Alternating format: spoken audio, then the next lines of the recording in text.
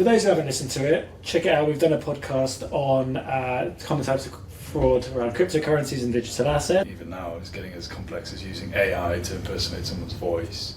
Time in the market rather than timing the market. Anything that suggests urgency or that encourages that feeling of FOMO, missing out, or any sort of pressure, unsolicited offers. It's scary with the whole AI impersonation. I mean, I think people have to be very alive to that. Because that is terrifying. Don't put your private key in your will, because it becomes a public document and everyone can see it, and then hey ho, it's stripped away from your estate. Yeah, absolutely. Very quickly. I mean, what a surefire way of knowing if it's legitimate, where you've got these wildly attractive people approaching you. I'd be suspicious straight away.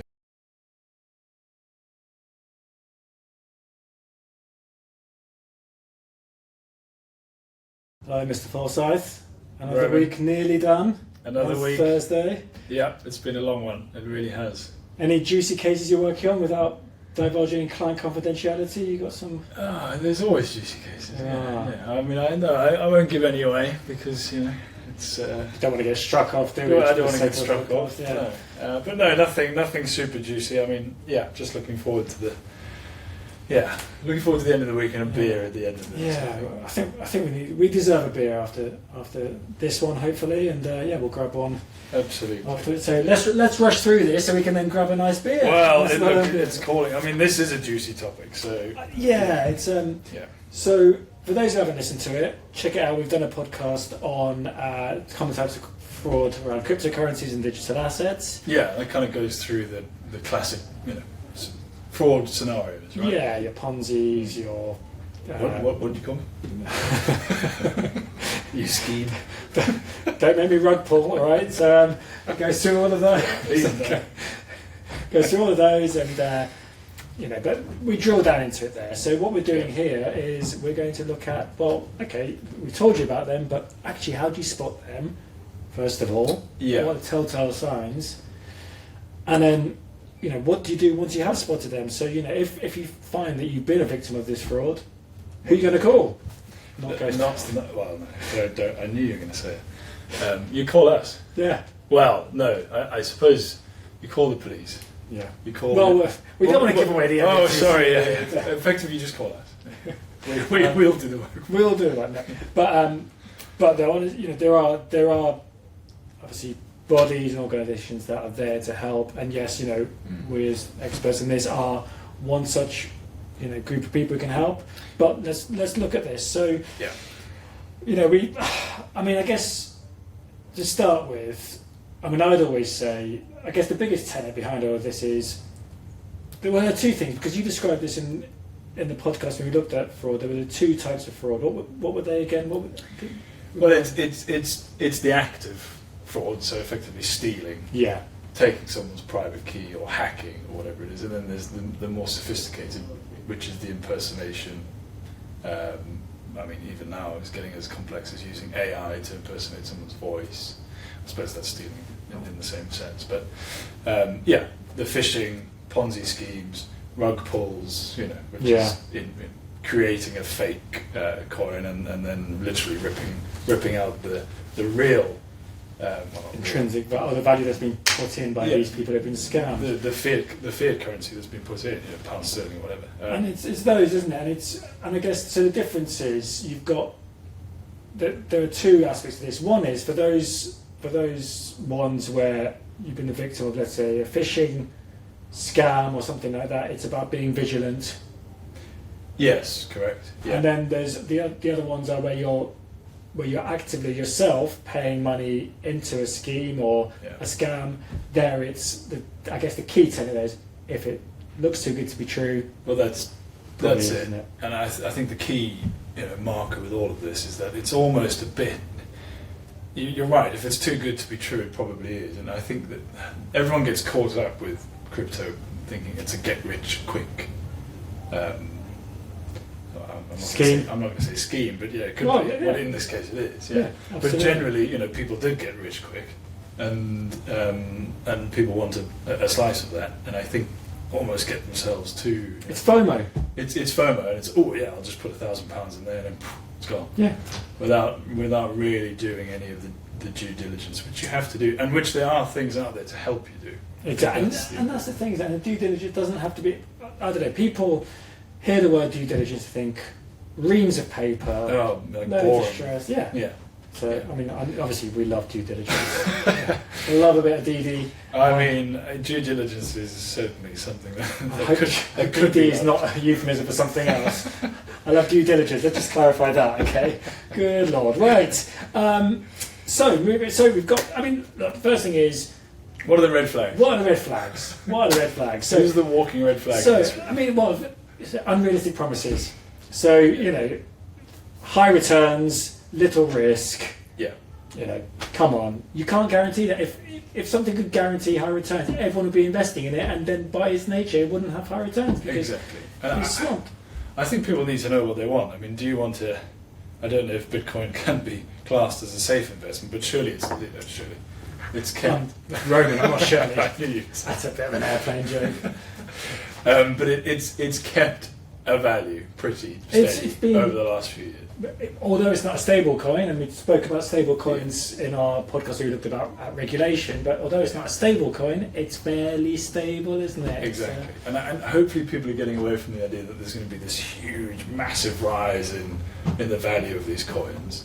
And they're looking to the more kind of, not a stable coin, but potentially in the future when they're there, but Time in the market rather than timing the market. Exactly, yeah. So I mean, it is a shame that people have been caught out by this, but they have. And we have seen coins that rise exponentially in value, and then there have been lucky people that have been involved with it. And they're a minority, and they're the ones who are promoting it because, you know, what you see on social media, the people who are talking about their instant success. Yeah. And, you know, with any investment, it takes time, it takes care. Yeah. So that's the unrealistic promises. Then, Yeah. lack of transparency. Well, absolutely, yeah. So vague, missing details. We'll talk about white papers and how, you know, they, particularly in scams we're looking at initial coin offerings. Yeah. They're That's right, and the individuals involved, I think. You know, there are forums that you can look at, like Discord, which will show you the currency's development history. GitHub and GitLab allow you to see the code base for the project. Now that's not something I'm going to profess. We'll stick to our DD. We'll stick to rather than coding. potentially Discord, but it just shows you a provenance to it all. Yeah. And if something doesn't have that, well then that's an immediate. That's a good one, actually, provenance. Yeah, that's an immediate red flag there. Pressure tactics. Yeah. You know, limited time offer only. You've got a countdown clock. You know, things like that. Anything that suggests urgency or that encourages that feeling of FOMO, you know, missing out, or any sort of pressure. Unsolicited offers. You know, if you're approached by someone randomly on WhatsApp who just don't engage with them. If you don't know them, or if you're going to engage with them, do it in a comical way to annoy them. You know, but even that might be. But you should be careful about. No, you're right, but you've got to be careful about how you engage. Exactly. Don't click a link. No, never click a link. Yeah. So, no, I think that's right. And then endorsements, like, you know, your celeb endorsements, whether that's a screenshot of an Elon Musk tweet which has been doctored, or it's an AI, you know, a deep fake, for instance, and they're becoming more common. Or even real celebrity endorsements, you have to then do your due diligence about whether that celebrity holds the cryptocurrency that they're trying to manipulate or drive up the price. Well, the FCA have been cracking down. We spoke about that in a podcast, didn't we, about how they're cracking down on financial promotions. You've had Towie and Love Island stars. Yeah, exactly. I mean, they're referring to us as podcast, but you know they were, you know, the FCA cracked down with they were sort of promoting financial schemes. Same thing. So I think another classic hallmark, perhaps, is you know, it's in the name, is only accepting cryptocurrency as the kind of investment from the outset. Well, that's an alarm bell, because the nature of it is that it's secret. You know, well, it's secret, but it's decentralized. It's easy to potentially unregulated. Yeah, exactly. Yeah. So due diligence. So what does due diligence look like? Well, it just means researching. So look into the provenance, like Kieran said. I think that's the thing. It's investigate. So if you've been approached about this by someone you don't know, major red flag. Yeah. Major red flag. I'd run a mile. Yeah. For Well, that. just I wouldn't even engage. You know, use reputable exchanges. You know, so again, you know, if someone's offering something, or if you want to buy new cryptocurrency, you know, you want to get onto a trading, but you know, if you're delving into it and you're not sure about using a wallet, whether it's a soft wallet or a Trezor wallet or something, and you want to do it on a crypto exchange, use one of the well-known ones. You've got Coinbase, you've got eToro, you've got, you know. Exactly, and I think that's a really good lesson, because if something does go wrong, or the English and Welsh courts are increasingly looking at, you know, getting those exchanges to make good any loss. So that's a very good point to do that. Yeah. Security, you know, you keep your firewall updated. Well, as long as those updates on those firewalls don't cause whole systems to go down, but you know, use two-factor authentication. Yeah. So, you know, what do you mean by that? Well, you enter a password, so let's say on Amazon you enter your password, and it sends you a message to your phone. Yeah. That's, you know, you're getting your, you know, Yeah. it's two-factor authentication. Yeah. That's a good way, you know, so setting all those things, Face ID, and although I did speak to someone a couple of years ago now, but he had apparently managed to clock up huge spending on Candy Crush. Mm. And to this day, he denies it was him. Apparently his daughter had been using it, and his phone recognised her Face ID As his. So, Wow. but I'm sure tech has come on since then. So Yeah, but that's interesting. I mean, but that's right. And, I mean, it's scary with the whole AI impersonation. I mean, I think people have to be very alive to that, because that is terrifying. yeah, Being able that's going to change. to copy someone's voice and then That's say, the game changer, isn't it? Yeah. As we've been used to. We do our training, don't we? We have our phishing training, Yeah. and we're not out with fishing rods. Well, sometimes. So that'd be nice. Maybe we'll do that. We won't scrap the pint. We're just going fishing. Get a bottle of wine, sit fishing away. We digress. But you know, it's the training. You know, the usual alerts are the urgency. If it's a phishing email, for instance, the urgency, checking the email address. You know, has it come from someone in the firm really, or is it? You know, we had there was, you know, we had an attempt to scam someone. Instead of saying Hugh James, had done Hugh Jannes. Oh, yeah. You know, and then use the website or use an email address with that. So these are comments that just double check if there's a request for payment or private details, if there's any attachments, links, if you're pointing to a website that's not secure. So generally speaking, you can tell if the website's secure. You know, HTTPS it will say rather than HTTP. Security certificates, things. If it doesn't have that, if it's generally, but people are becoming more sophisticated, I guess. You know, poor grammar and spelling. Yeah, no, classic. Yeah. So Yeah. it's either that or it's an email from one of our dreadful opponents. So Yeah, absolutely. But I think if anyone's listening and they have issues with it, I mean, you know, we have our email address, which we'll deliver at the end of the show. And oh, you can't just leave it hanging. Come on. well, yeah, I wish. Crypto@hughjames.com. There we go. Crypto@hughjames.com. There it is. And see our Sorry, I thought they would just get it in a kind of in a tangent to it. Yeah. It's here. There we go. We're going to see. Aaron's going to make it pop up there, isn't he? Yeah. But if you want to steer in terms of how you go about doing your due diligence, then just let us know. Yeah. So we've got.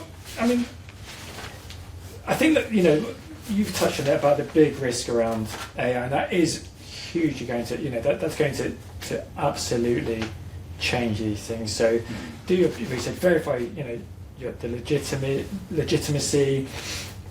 So let's say with initial coin offerings, a big thing to look out for there. But with all of that is looking at the white paper. So the white paper is generally, it's a paper that's written that talks about the creation of the cryptocurrency. Bitcoin, Ethereum have really good white papers. They're really detailed. If the white paper is vague, woolly, or it's just written to suggest it's there to make a quick profit, chances are. Yeah. And if it doesn't detail, there's anonymity around the team behind it and you can't trace them. I mean, I've seen some resources suggest checking out LinkedIn profiles, but I think you've got to do more than that. No, I think that could just be, that's so easily done, isn't it? Yeah. And then and look at the numbers involved as well in the market. Do the numbers actually stack up? Yeah. I think it's an important one. And then just thinking as we are, but obviously there's two ways of storing your private key, either digitally or using hardware. Yeah. Make sure your digital wallet is a secure one. Because that's a classic. And a genuine one, because that's the other thing, isn't it? It's, Yeah. You know, again, it's around these websites, yeah. And then, well, if you're selling a private key, you know, in a hardware form, depends on how much you've got, but maybe take a trip to Zurich or something and pop it in a safe there. But absolutely right. And we say this time and time again, but don't, you know, you might think it's safe putting your. I just really like saying this. Don't put your private key in your will, because it becomes a public document and everyone can see it, and then hey ho, it's you know, stripped away from your estate. Yeah, absolutely. Very quickly. So well, it's in the first past the post system, isn't it? Whoever gets the pass key. well, exactly. Yeah. So, what steps do you take if you think you've been the victim? Well, of it? You've done your DD, but you've still. You call us the Ghostbusters, of course. That's your Yeah. first protocol. But no, seriously, I mean, I suppose you do call someone that can offer you reassurance. You report it. You report it. Yeah. So yeah, I mean, first seesaw transactions. Stop paying in. Yeah, don't pay anything more. Don't pay anything more. That's, I mean, you're not going to see that back. maybe that's a truism, but you know, don't pay anything more in. Not a truism, but you know, it's a bit obvious. But keep a record of all the evidence you've got. You know, so Which hopefully you've got from bank statement. Well, if you've put emails, messages, transaction records, statements. Okay, a lot of these cameras are going to be based abroad, but you know, there are, you know, big cases where we said, you know, we've talked about a lot of these cases, you know, LMN, and you know, we've got Bitfire Holdings, we've got, you know, Tulip Trading, you know, but a lot of these cases are there where people have pursued and in some cases secured these assets, and that's what we're here to do. And against people unknown. So even if you feel like there's an immediate barrier because you don't know who these people are, they've literally The classic person's unknown, isn't it? yeah, So they've deleted the email. There's no more contact from, you know, whoever the but person there's a is. digital signature, isn't Digital it? footprint. Digital footprint. That's the word. And yeah, so you can progress a case against people unknown, and there have been successful cases. Yeah, absolutely. People have got their money back. And you serve, and in the way you serve claims, you know, you can serve claims by doing an NFT airdrop and stuff, and Yeah. you know, it's you know, the law's there to help you. But once that reported to your authorities as well, look, you know, whether it's because it's a crime. it is a crime. Yeah, fraud is a crime, and you know, in the UK we've got action fraud. Yeah. You know, so that's one. You know, that's one forum, you know, that you might want to use. There's, you know, check the FCA register. You can report to them, the National Cyber Security Centre. Yeah. Inform your bank. You know, so because it may be there's a transaction pending, so holds it. They're more alive to it, and actually, in some cases, they may be able to compensate you. Yeah. You know, particularly if it's a credit card transaction, you've got greater safety nets there, haven't you? Yeah, well, that's very true. I mean, perhaps that's, you know, right at the outset, if you are investing this, maybe this is not financial advice, but it might be a personal suggestion to use your credit card instead of your own debit card. But possibly, but it's not financial advice. we're not doing that. But you know, yeah, do that. You alert the right things. You alert the regulatory body. Change your passwords. Yeah. You know, use a strong password. Change it. I know the old habit. You know that. You know, gone are the days when I think you have one password for everything, and it's an easily, memorable one. Yeah. No, it's you need so many. I mean, but I think the FCA have a number you can call them. So if you know, let's say that the company is still trading, but they haven't contacted you for a long time or whatever it may be, phone the FCA on 0800 111 6768. Do you like that? Wow! Oh my God, you've got the number. Look at that. Wait, could you say that again for the listeners? 0800 111 6768. Or you can call Action Fraud on 0300 123 2040. That's good. Or you could get in touch with us using the email address, which is crypto@hughjames.com. And we will let you know how to get in touch with them. But that's the thing, you know, sometimes they'll say, look, it's a civil matter, and that's where, you know, we can help. Yeah. So, you know, the National Cyber Security Centre's got an online system you can use. Your individual bank has got, you know, your fraud, they've got separate fraud numbers. So these are all the types of things, you know, you can and should be doing. Okay, now the point is, you know, some of these aren't about getting cryptocurrency, they're about getting your private information, access to your bank account. So, for instance, with the Alpha CryptX one where we helped up a couple of times, and we helped people about on this, where one lady they'd said, download this app, sent her a link to an app, which then showed a financial dashboard of her investments, and actually Terrible. it was a way for them to hack into her computer. They then were able to access her bank accounts and clear out her accounts. So In that one they stole it was 30,000 Yeah. or so, which I mean, and actually that's the average The amount. average. That's about the average amount that's stolen in the last year across the board. but if they'd There's had huge life numbers. savings in that Exactly. one bank account, they would have been gone. Yeah. So those are the sorts of things to look out for. So look, I know it sounds it's a bit of common sense, sure, but do your due diligence. Check the authenticity of websites of the people, of the white paper if it's an ICO. Yeah. Make sure check the FCA, Financial Conduct Authorities register, see if they're regulated, if they're listed on there, or conversely, to see if that there are any warnings about them, because the FCA do publish a list of those as well.